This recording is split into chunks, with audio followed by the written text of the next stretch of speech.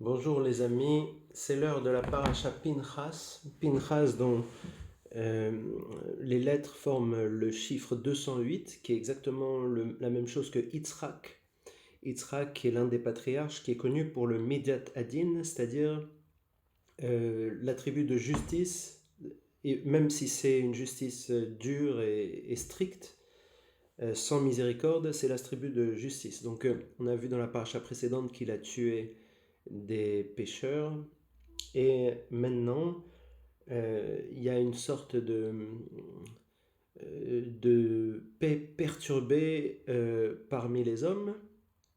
Et du coup, on se demande s'il faut tuer Pinchas pour le crime qu'il a fait ou au contraire le récompenser. Et Hachem, Dieu, dit à Moïse que Pinchas va obtenir l'alliance de paix et la Keuna. Alors l'alliance de paix parce qu'il a, bon, pas rétabli la paix entre les hommes, au contraire, mais il a rétabli la paix entre les hommes et Dieu. Dieu était en colère, il a arrêté, par son acte, ça a arrêté le fléau que Dieu avait envoyé aux Juifs. Munk qui fait remarquer que la paix ne peut pas être obtenue par des compromis. Ça a l'air contre l'intuition, c'est pour ça que je le dis. Donc, il obtient la Keuna. Alors, pourquoi il n'est pas Cohen, Pinchas? Parce que c'est quand même le fils d'Élazar, et il y a un moment où Aaron et ses fils ont été intronisés, et tout leur descendance sera Cohen par la suite. Or, Pinchas était déjà né, donc sur son cas, on se disait que comme il est déjà né, il ne fait pas partie de la descendance de la suite. Il fait partie de la descendance qui est déjà passée. Donc son cas à lui, c'était un cas très particulier, il était Lévi, bien que fils d'Élazar. Euh, du coup, là, c'est changé par son acte, il devient Cohen. Donc même lui, il devient Cohen. Et non seulement il devient Cohen, mais il devient le Cohen Gadol après Elazar.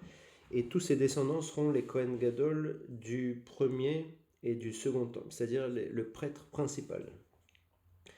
Qui étaient ces victimes qu'il a tuées? Et c'est là qu'on dit les victimes avec leur nom, c'est dans cette paracha, on n'en parlait pas jusque-là. Les victimes, c'était Zimri ben Salou, chef de Shimon. Donc, dans la paracha Bamidbar, il avait un nom différent.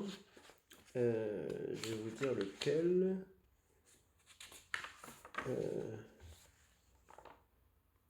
Elitsur ben Shedeur. Pardon, Shelumiel ben Tsurishadai. Shlumiel ben Tsurishadai.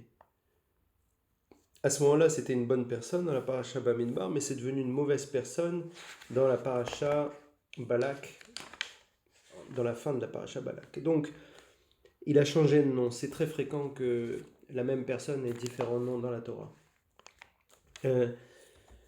Même des gens bien, hein, d'ailleurs. Jacob est devenu Israël, Abraham était Avram avant, Sarah était Sarai. Et voilà, chez Lumiel, il devient Zimri. Donc Ben Salou, parce que c'est le fils de Salou, c'était le chef de la tribu Shimon. Donc c'était quelqu'un de très important, c'était un prince. C'est pour ça que les gens ont commencé à dire que Pinchas méritait la mort, parce qu'il avait tué quelqu'un d'important. Et Cosbi, la fille midianite, c'était aussi une princesse, c'était la fille de Tsour, c'est un des 5 rois midianites, qu'on verra plus tard dans la Torah. Et les commentaires disent que Tsour, en fait, c'est un deuxième nom pour Balak. On sait que Balak, c'est le roi de Moab, mais apparemment, c'était aussi un roi de Midian. Donc, les Midian, ils ont osé prostituer une de leurs princesses pour causer du dommage au peuple juif. Et on ne comprend pas vraiment l'attitude des Midianites parce que encore les Moabites, ils avaient peur des Juifs, ils avaient vu tout ce que les Juifs avaient fait, mais les Midianites, ils étaient très loin de tout ça, donc c'est pas par peur qu'ils ont fait ça, c'est par haine des Juifs. Donc, contrairement aux Moabites, Dieu il dit à Moïse, harcelez et frappez les Midianites, et non pas les Moabites, alors que c'est les Moabites qui étaient principalement responsables du drame de Shittim, qu'on a vu dans la paracha précédente. Alors à cause de Péor et Cosbi. Sous-entendu, vous avez tué, enfin, Pinchas a tué la princesse de Midian, Cosbi, donc il prépare une vengeance. Donc c'est le moment de les frapper et de les harceler.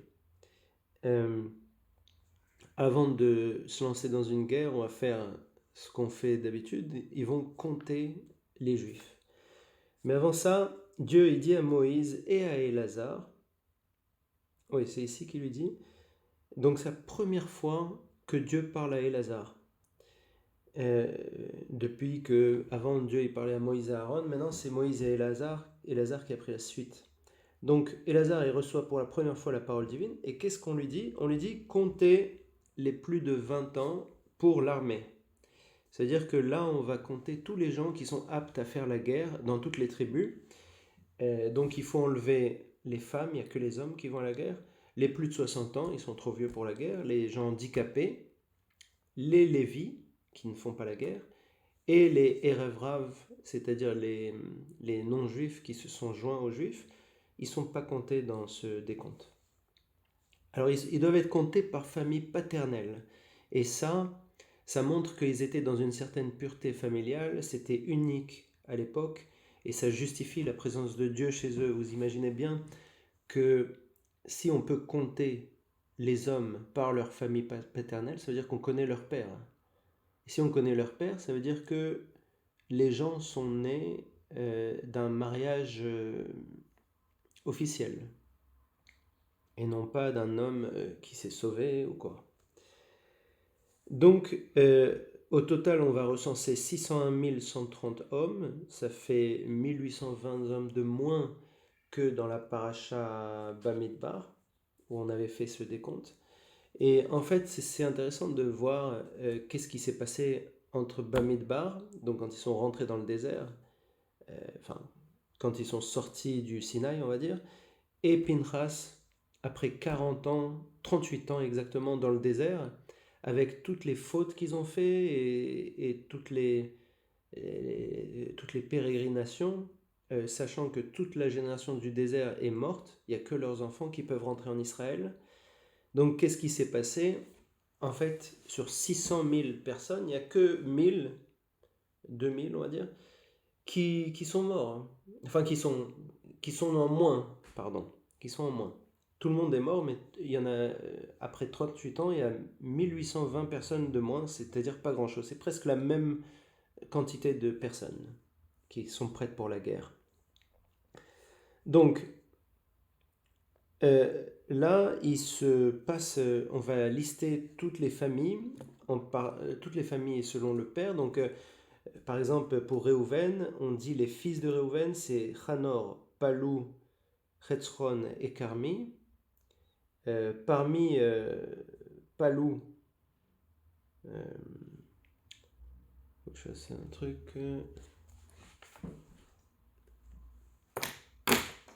Bon, je ne l'ai pas ici. Donc Palou, on dit que on énumère ses fils. Il a Eliav. Et Eliav, lui,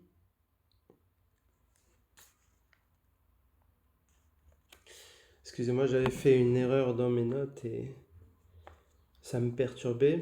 Donc je disais Réhouven, il a Hanor, Palou, Hetzron, Carmi, et son décompte, il montre qu'ils ont perdu 2770 hommes. Et on montre aussi que Dotan et Aviram, ils n'existent plus.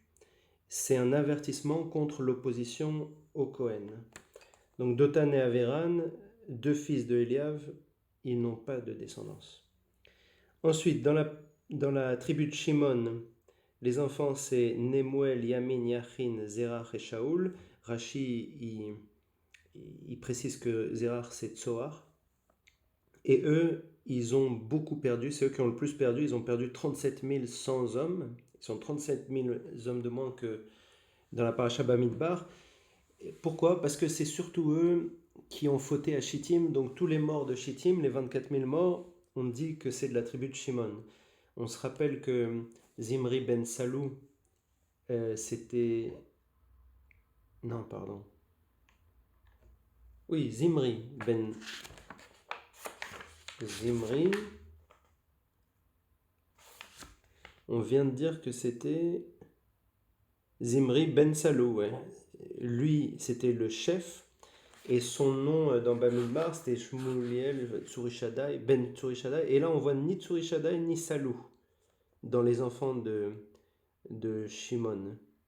Donc ça veut dire que il a perdu complètement, lui et son père ont perdu complètement la descendance dans Shimon. Ils n'existent plus, littéralement.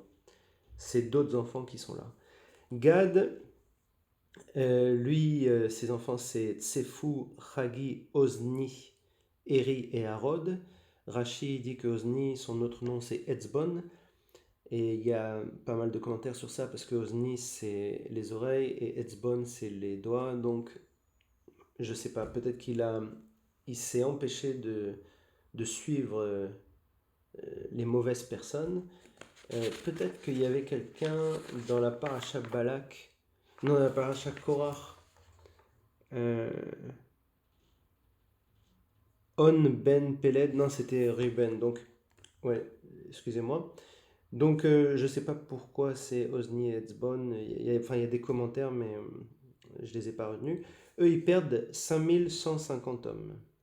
Et c'est la plus petite tribu, puisqu'ils ont 22 200 hommes prêts pour l'armée.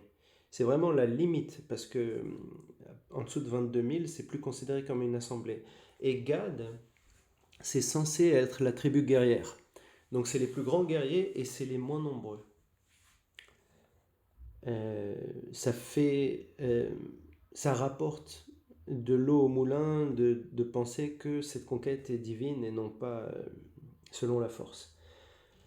Ensuite, Yehuda, la tribu de Juda, elle a un record d'hommes de 76 500. Elle a gagné 1900 nouvelles âmes, 1900 nouveaux hommes, 1900 hommes de plus que Bamidbar. Juda, on rappelle ses enfants, Er et Onan sont morts, foudroyés par Dieu pour avoir persécuté Tamar, qui était orpheline. C'est interdit d'oppresser des orphelins, des veuves et des étrangers en Israël. Les autres enfants qui ont survécu, c'était Sheila, le troisième fils de Juda, et Péretz et Zéra, c'est les enfants que Juda a eus avec Tamar.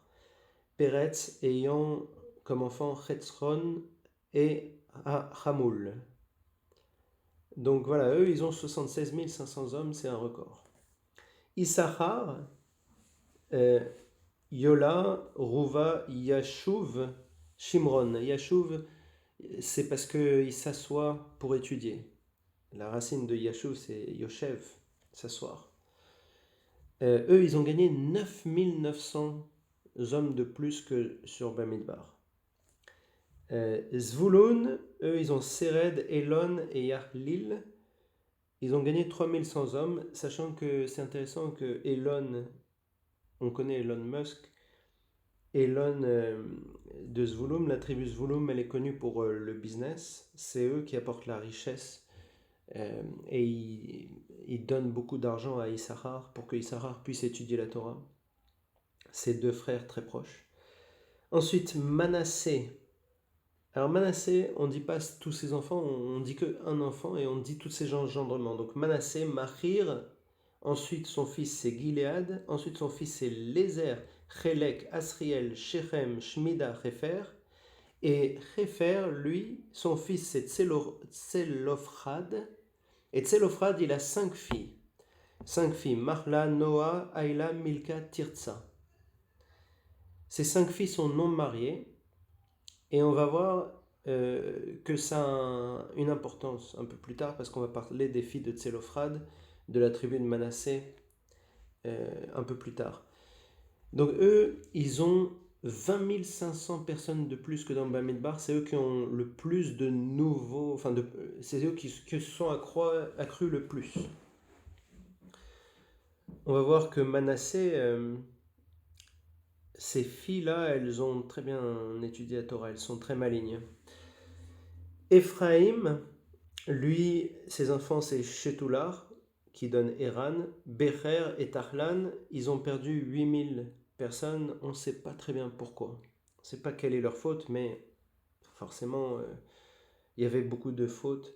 Peut-être qu'ils étaient dans une extrémité, parce qu'il y a un moment où le feu il a brûlé l'extrémité du camp. Il faut voir dans Bamidbar, Ephraim. Ephraim, ouais, il est dans l'extrémité, ouais. Mais on pensait que c'était les rêves raves. Alors, bon, on ne sait pas vraiment. La vérité, c'est qu'on ne sait pas. Ensuite, il y a Benjamin. Alors, Benjamin, il avait 10 enfants dans Bereshit. Si on regarde 46, 21, Bereshit.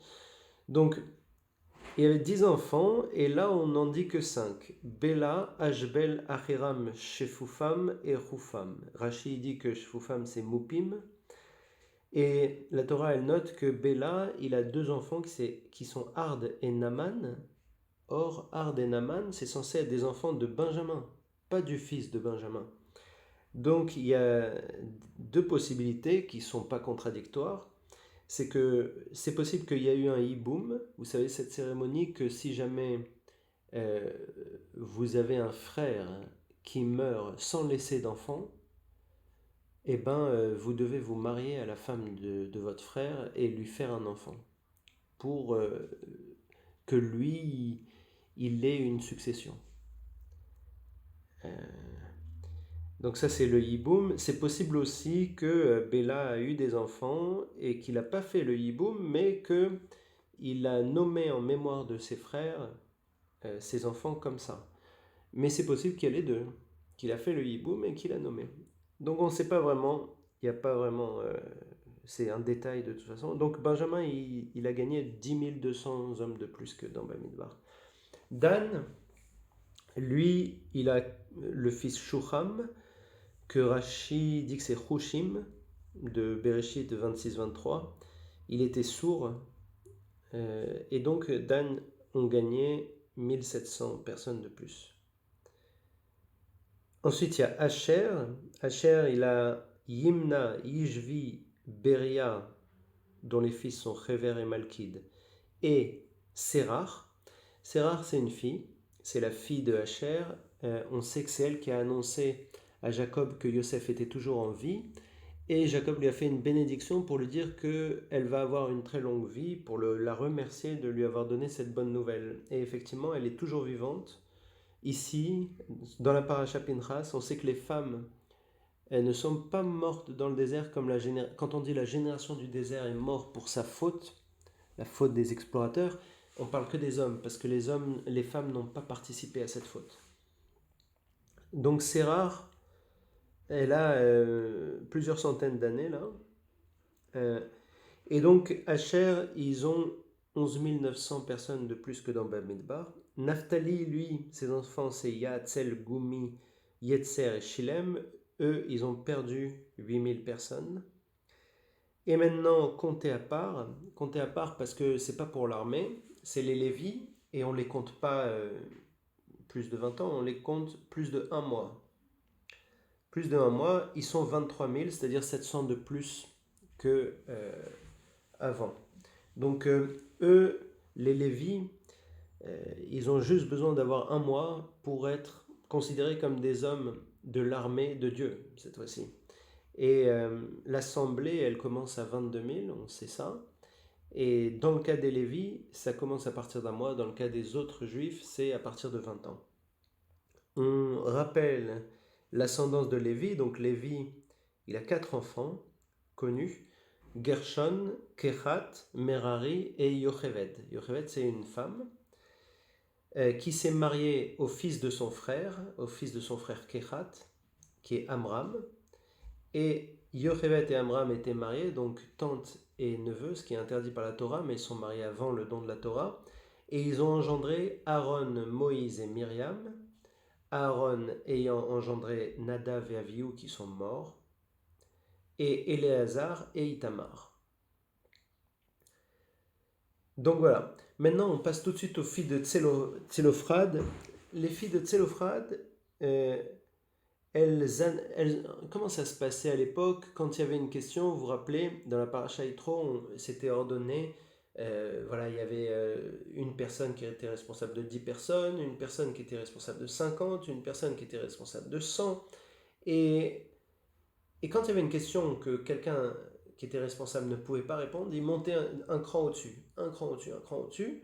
Et les filles de Tselophrad, personne ne trouvait la solution. Elles sont arrivées vers Moïse. Quelle était leur question? Elles ont dit, voilà, notre père, il est mort pour son péché. Il n'a pas participé à la révolte de Korah, mais il a fait un péché. Alors on ne sait pas très bien lequel. Rabbi Akiva, il dit que c'est lui qui ramassait le bois à Shabbat qui a été lapidé. Rabbi Yehuda, il dit qu'il a été tué parce que c'est lui, il faisait partie des gens qui sont rentrés en Israël après la faute des explorateurs. Ils ont dit on a fauté, on rentre en Israël, alors que la peine des 40 ans dans le désert avait déjà été prononcée. Et il y a le Zohar qui dit non, il a été tué par les serpents parce que dans la Torah, il y a marqué Avinu avec 2 serpentins au-dessus de Avinu, notre père.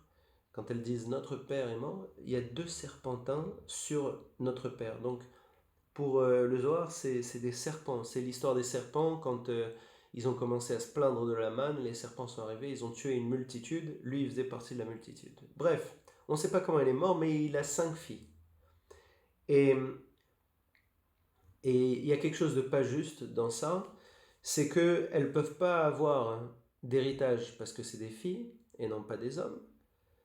Dans la terre, c'est juste l'héritage se fait sur les hommes de plus de 20 ans. À ce moment-là, on va partager la terre. Elles n'ont pas de terre. Elles ne sont pas mariées. Donc, elles n'ont pas de terre et leur père, il a perdu sa part parce qu'il est par hasard pas vivant au moment de ce décompte qui est important pour partager la terre. Donc elles disent, voilà, on a la double peine parce que si jamais euh, quelqu'un meurt et qu'il n'a pas de fils, normalement il y a la loi du hiboum. Donc le frère de Tselophrad, il doit se marier avec la femme de Tselophrad et faire un fils. Mais le hiboum, il ne s'applique pas maintenant parce qu'il a des filles, il a des enfants. C'est seulement l'homme qui meurt sans enfant qui a droit au hiboum. Mais c'est des filles, mais les filles n'héritent pas. Donc ça veut dire que il peut pas y avoir de hiboum parce qu'il a des filles, mais il n'a pas l'héritage parce que c'est des filles. Donc il y a quelque chose d'injuste. Et même Moïse ne sait pas répondre à ça. Donc il se tourne vers Dieu. Et là, surprise, Dieu il dit les filles de Tselophrad, elles ont raison. Elles ont parlé juste. Alors, à partir de là, si jamais quelqu'un n'a pas de fils, l'héritage ira aux filles. Sinon, aux frères du défunt, entre guillemets seulement si le père est mort, d'après Baba Batra 111b. Sinon, à l'oncle du défunt, aux oncles du défunt divisé par le nombre d'oncles, ou sinon, parent proche, le parent le plus proche possible. Et c'est un décret de justice, décret éternel. C'est interdit de changer cette façon d'hériter. Et le Midrash ajoute que Dieu il a dit à Moïse de conseiller aux filles de se marier dans leur tribu parce que si jamais elles se marient en dehors de leur tribu, c'est d'une part de la tribu de Manassé qui va aller dans une autre tribu. Donc il va y avoir un trou dans le territoire de Manassé. Et c'est ce qu'elles ont fait. Elles se sont mariées dans leur tribu après plus tard. Mais elles ont eu leur héritage à ce moment-là, au moment du décompte. Alors on peut se demander comment ça se fait que c'est pas automatique que quand quelqu'un meurt, les garçons et les filles héritent de la même part. C'est une bonne question. Il y a aussi une partie dans le Talmud que je détaille pas ici, mais le premier-né est censé recevoir une double part. Et donc il y avait cette idée de est-ce qu'il y a une double part pour Tselophrad, parce que il rentrait dans ce cas. Bref, attendez, Tselophrad, c'était dans Manassé, ouais, c'était le fils de Khéfer, premier-né de Khéfer. Donc, maintenant, Dieu, il dit à Moïse, et tout ce qui va se passer là, c'est quelque chose qui ne se passe pas en ce moment, c'est quelque chose qui va se passer à la mort de Moïse, mais c'est écrit ici. Comme c'est souvent le cas, la chronologie n'est pas toujours respectée. C'est Ramban qui pense ça. Je ne sais pas si tous les autres commentateurs sont d'accord avec ce que je viens de dire, mais ceci normalement arrive à la fin de la vie de Moïse, pas tout de suite. Donc Dieu, il dit à Moïse, monte sur Avarim, c'est un mont, et vois le pays. Après Moïse, il dit, mais le peuple a besoin d'un guide. Donc Dieu, il dit, choisis Yehoshua ben Nun. On se rappelle de Yehoshua ben Nun, c'était un des explorateurs qui n'était pas rentré dans la médisance de la terre comme les autres, avec Caleb. Et c'est aussi celui qui restait dans la tente pour étudier la Torah. C'est pour ça qu'il est nommé successeur de Moïse, parce qu'il s'est attaché à l'étude. Ça montre qu'il faut toujours s'attacher à l'étude, on est toujours récompensé. Moïse le nomme devant Éléazar et l'assemblée. Et il met les deux mains, alors que Dieu il lui a dit pose ta main sur Yehoshua. Lui il met les deux mains, ça veut dire qu'il est très content de donner ça à Yehoshua. Contrairement au Midrash qui dit qu'il espérait que ce soit un de ses fils. À mon avis, il a accepté l'idée que ce soit Yehoshua ben Nun, parce que Yehoshua ben Nun était vraiment attaché à la Torah. Et à ce moment-là, Dieu, juste après ça, il passe au sacrifice qu'il faut faire lors des fêtes et lors de tous les jours quand on est au temple en Israël. Donc c'est pas pour tout de suite, c'est quand Israël sera conquis, que le temple sera construit, tout ça. Mais c'est pourquoi il le met là, parce que Moïse il demande un guide pour ne pas que le peuple il soit sans direction. Mais Dieu il dit, mais d'abord demande au peuple, dis au peuple tout ce qu'il doit faire. C'est pas à Dieu d'aider le peuple, c'est au peuple aussi d'avoir ses responsabilités, d'être correct. Donc voilà tous les sacrifices qu'il faut faire. Alors cette partie, elle est un peu difficile à appréhender parce que on est censé abattre des animaux et les brûler entièrement. C'est des olim. Et il y a aussi les khatat qu'on peut manger partiellement. Mais voilà, des sacrifices ola, des sacrifices d'élévation, il y a trois sortes. Il y a le taureau, le bélier et l'agneau. On dit que le taureau c'est le taureau d'Abraham, le bélier c'est le bélier d'Isaac et l'agneau c'est l'agneau de Jacob. Il y a pour chaque sacrifice de Ola, taureau, bélier, agneau, du vin et de la farine à ajouter, qu'on a vu dans la paracha Shlach Lecha. Je ne vais pas le répéter ici, mais il y a les quantités dans la paracha Shlach Lecha. Et l'autre sorte de sacrifice, donc c'est le bouc de khatat, de faute. Cette faute, d'après Rashi, c'est pour les impuretés éventuelles, les gens qui viennent dans le temple ou dans Jérusalem et qui mangent sans être complètement purs, sans le savoir ou en le sachant, bon, et ben on fait un bouc pour ça. Et il y en a d'autres qui pensent que c'est une faute seulement connue de Dieu, il faut la faire. Donc bouc ratat. Donc tous les jours, sacrifice quotidien, un matin, un soir, un agneau le matin et un agneau le soir, payé avec le demi-shekel que chaque juif donne. Ensuite, il y a le moussaf. Donc là, il n'y a pas de khatat. Attendez. Donc maintenant, les moussaf. Le moussaf, ça veut dire addition. Ça représente Yosef pour la symbolique. Moussaf, c'est ajouter. Donc, pourquoi on dit ajouter? Parce qu'on ajoute au quotidien. Ça veut dire que tout ce que je vais dire là, c'est en plus du sacrifice quotidien. Que ce soit Shabbat, Rosh Chodesh, Pessah, il y a toujours le sacrifice quotidien. Et on fait toujours le sacrifice du plus fréquent au moins fréquent. Donc, si on doit commencer par un sacrifice, on commence par le quotidien, ensuite le Shabbat, ensuite le Yom Kippour par exemple. Parce que Yom Kippour est moins fréquent. Voilà. Donc, le Shabbat, c'est 2 agneaux. 2 agneaux en plus. Attendez. Ensuite, il y a Rosh Chodesh. Rosh Chodesh, donc ça veut dire le premier de chaque mois. Donc ça, c'est moins fréquent que Shabbat, mais plus fréquent que d'autres choses. Par exemple, le premier Tishri sera le Rosh Hashanah. Ça arrive. Donc imaginez, Rosh Hashanah tombe un Shabbat. Et ben d'abord il y a le quotidien, ensuite le Shabbat, ensuite Rosh Chodesh parce que c'est le début du mois, ensuite Rosh Hashanah. C'est dans cet ordre-là.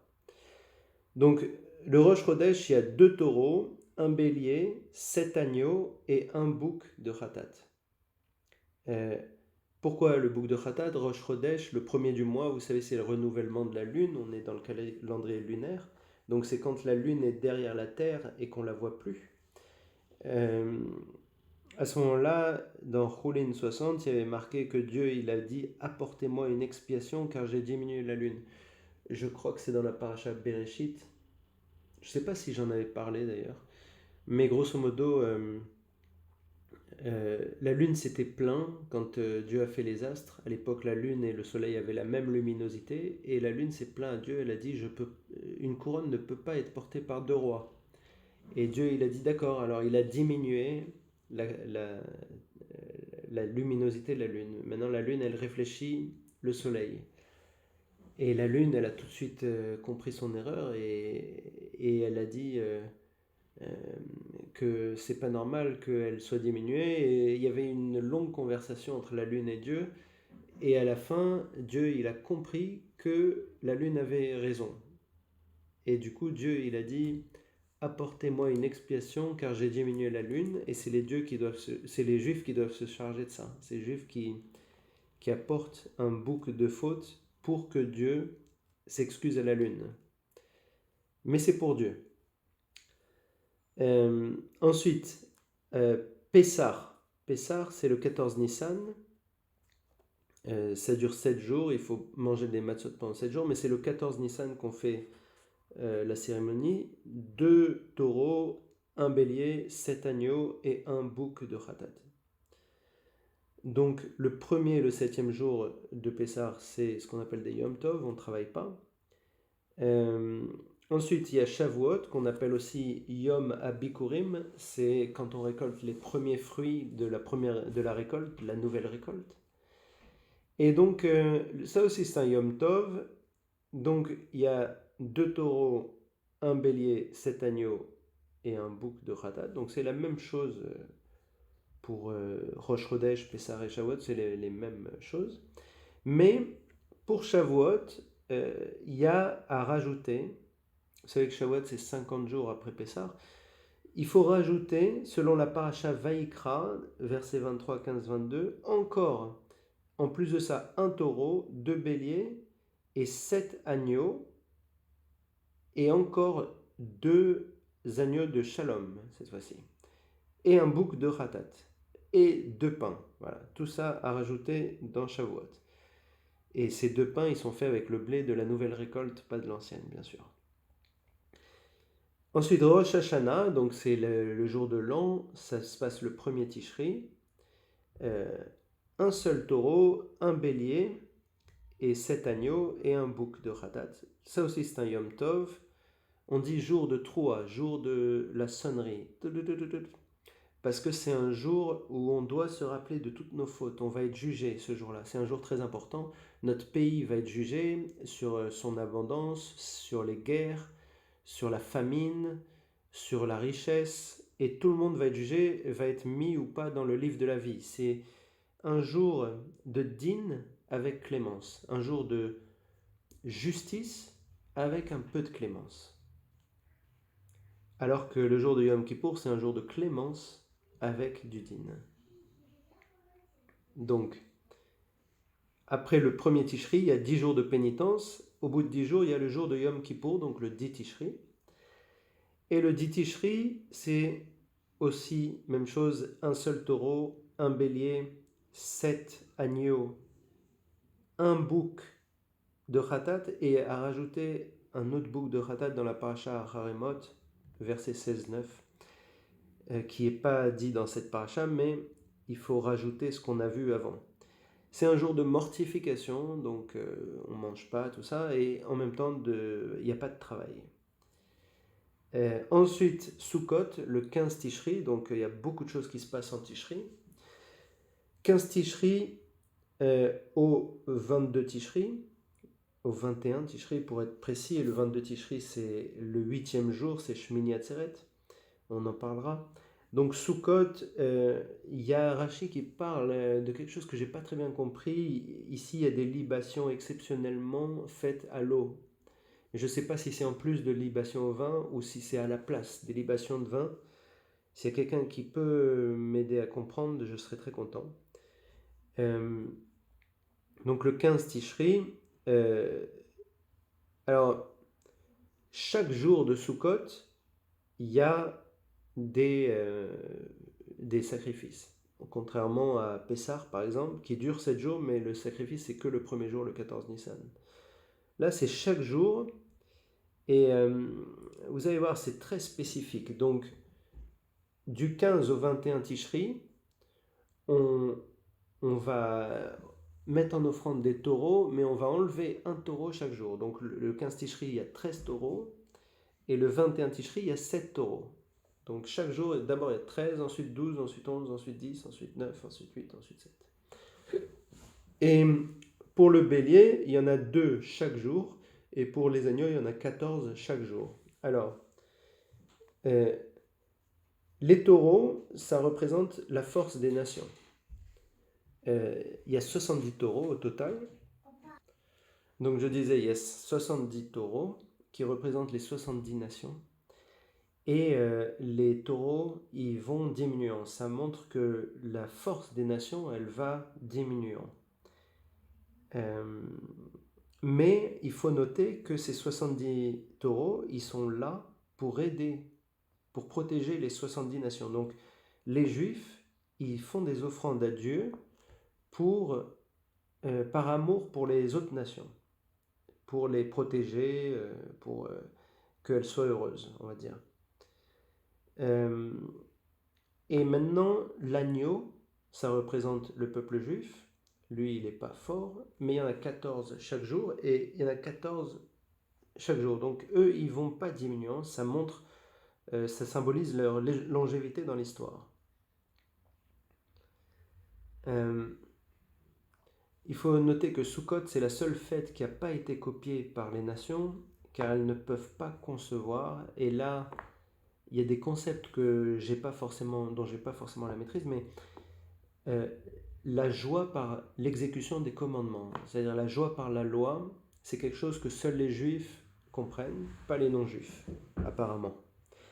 Le repentir par l'amour et le repentir par l'attachement à la Torah. Ça, c'est totalement compréhensible. Je pense qu'il n'y a que les juifs qui s'intéressent à la Torah. Mais voilà, ça, ces choses-là, c'est pour ça que Sukkot n'est pas fêté par les autres nations. Le Midrash Tanhuma, il dit que c'est une règle de vie quand on a des invités. Le premier jour, on leur donne vraiment des très très bons repas, mais chaque jour, on enlève un petit peu. Il faut mettre le dernier repas, ça doit être juste des légumes. Donc, pourquoi l'attachement à la Torah? Donc, le 8e jour, le 22 Tishri, c'est ce qu'on appelle Shmini Atzeret, Simchat Torah. Shmini Atzeret, c'est le 8e jour, on retient. Atzeret, Atzor, ça veut dire retenir. Donc Dieu retient les Juifs un jour de plus. Tous les jours de Sukkot, ils sont dédiés aux non-juifs, mais le dernier, c'est pour les Juifs. Et le cycle de lecture de la Torah revient à Bereshit. Donc c'est un nouveau cycle de lecture chaque année. Ça se passe à Simchat Torah. Donc, c'est un Yom Tov, donc pas de travail. Et c'est à la fin de Sukkot, donc on célèbre le don de la Torah. C'est intéressant de savoir que la Torah a été donnée dans le désert et non pas en Israël, pour que ce soit quelque chose qui ne soit pas que pour les Juifs, entre guillemets. Il faut que les nations s'intéressent à ça aussi. Après, c'est les Juifs qui sont très attachés à ça, mais les nations doivent s'y intéresser. Et voilà, je crois que j'ai tout dit. Voilà. Voilà pour Pinchas. À la semaine prochaine pour la l'avant-dernière paracha de Bamidbar.